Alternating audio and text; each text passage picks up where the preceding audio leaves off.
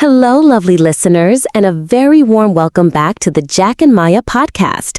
This is where we make learning English simple, genuinely relaxing, and most importantly, fun.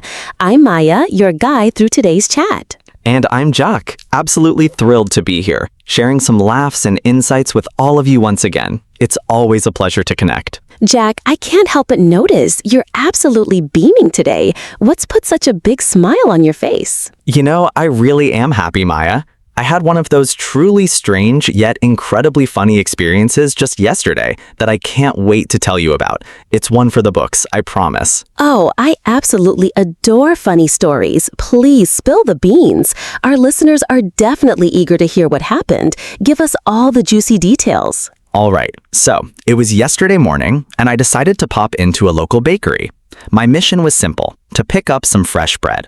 Sounds pretty normal, right? Sounds perfectly routine so far. No drama, no surprises, just a simple bakery trip. Exactly. That's what I thought too.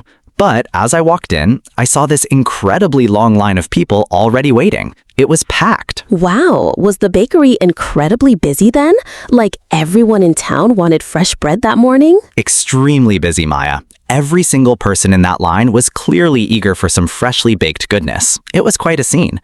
So I joined the queue, trying to be patient. So you waited patiently. Then what happened when it was finally your turn? I did. I waited for what felt like ages, probably about 10 minutes. And then, finally, it was my moment. I walked right up to the counter, feeling all confident, and I said, "I would like one loaf of bread, please."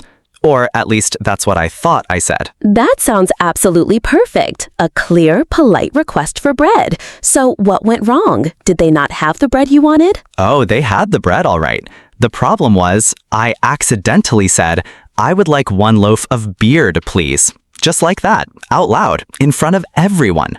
Beard? As in the hair that grows on a man's face? Oh my goodness, Jack. Precisely. My brain must have just glitched. The lady behind the counter, bless her heart, looked utterly confused. Her expression was priceless, honestly. Oh, I can only imagine her reaction. And what about the other customers in that busy bakery? Well, for a moment, it was silent. Then, a man directly behind me just burst out laughing. And soon, others started to chuckle too. That's when it hit me. What did you do then? Did you try to correct yourself, or did you just want to disappear? I immediately realized my monumental mistake and started frantically saying, "Bread, bread, not beard." I probably looked like a madman, waving my hands a bit. That's just absolutely hilarious, Jack. I'm sure everyone understood, though, despite the initial confusion. They did, thankfully. Everyone in the bakery was smiling by then, some still laughing. I mean, it was genuinely funny. But for a few minutes, I felt totally embarrassed. Oh, mistakes happen. That's just part of learning, especially when you're trying to speak a new language or even just having a slip of the tongue. It makes for a great story, too. Exactly. It definitely does. Now, that's my funny story. Do you by any chance have a funny experience to share with us today, Maya? You know what? Actually, I do.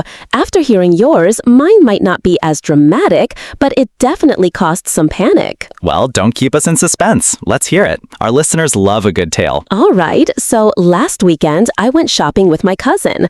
We decided to make a whole day of it. Sounds like fun. A nice, relaxing day out. It really was. We visited several stores, tried on some clothes, just had a great time browsing around, enjoying the day. That's lovely. I enjoy those kinds of days too. After about 2 hours of walking around, we realized we were starving, so we stopped for lunch at a cute little cafe. Were you both super hungry by that point? Oh, very hungry. We sat down, ordered some delicious sandwiches, and that's when it happened.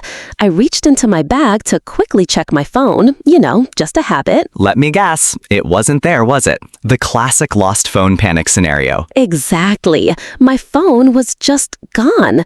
The little heart-stopping moment when your hand goes into an empty pocket or bag. Oh no, I hate that feeling. I'd totally start to panic too. I did. I started to feel this wave of dread wash over me.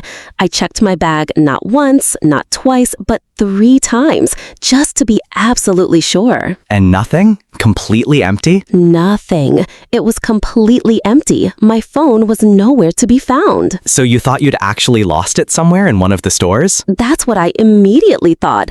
I imagined someone else finding it or it getting stepped on. It was a really stressful moment. Ugh, that definitely sounds incredibly stressful. What did you do next? My cousin and I immediately rushed back to every single store we had visited. We retraced our steps, asking shop assistants if anyone had turned in a phone. It was a mad dash. And did you find it? Please tell me you found it. No, we didn't. 30 minutes of frantic searching, retracing, running, and still nothing. Uh-oh, this is not sounding good. The suspense is killing me. After all that, I had a sudden idea. I used my cousin's phone to call my own. It was a long shot, but I was desperate. Smart thinking. Did you hear anything? We did. We heard a faint ringtone right there in the cafe where we were sitting. Really? So it was still with you. Where was it hiding? It was inside my jacket pocket. My jacket, which I was wearing the entire time, folded over my arm. Wait a minute. Your phone was with you the whole time? You rushed back to all those stores for absolutely no reason? The entire time. It never left my side. I had just casually slipped it into a pocket without thinking. Maya, that is absolutely amazing. Amazing and, well, a little bit classic. What did your cousin say? Oh, she just laughed for a good 5 minutes straight. She couldn't stop. I couldn't really blame her, though. I would have laughed too. That's just one of those moments, isn't it? I know. It was a lesson in checking all pockets. You know, stories like these little everyday mishaps and funny moments, they really do make life so much more interesting, don't they? They absolutely do. They add flavor and a good laugh to our days. By the way, if you're enjoying this conversation and our stories, don't forget to show us some love by liking this video and subscribing to our channel. It really helps us out. And if you're still listening, leave the word bread in the comments section below. Let's see who's paying attention. Bread? That's a fun one. I got it because of my bakery story. Exactly. Fair enough. So, Jack, speaking of interesting things, what are your plans for the upcoming weekend? Well, I think I'll probably visit my grandparents. I always enjoy spending time with them. That's so lovely. Grandparents usually have the best stories, don't they? They really do. My grandfather in particular always tells the same stories every single time I visit. Does he really? Do they lose their charm after a while? Yes, but somehow, even though I've heard them 100 times, they're still funny. It's like they get better with age. That's a special talent to make old stories new again. What about you? What's on your agenda for the weekend? I'm curious to hear your plans. I'm planning a quiet weekend at home. I'll be curled up with a good book, I think. A mystery book, I presume. Knowing you, it has to be a mystery. Of course. You know me too well. Nothing beats a good mystery to get lost in. You really do love those. They're definitely exciting, aren't they? I absolutely do. They're so exciting and keep you guessing until the very end. Speaking of learning, have you learned any new English words recently that stuck with you? As a matter of fact, yes. I recently learned the word patient. It actually came up in a real situation. Ah, patient. That's a really useful word to know in English. What does it mean to you? For me, it means staying calm and not getting annoyed while you're waiting for something, even if it takes a long time. Like waiting patiently in that really long line at the bakery, despite the urge to rush things. Exactly. That's the perfect example. It's about enduring without complaint. That's a truly great example, Maya.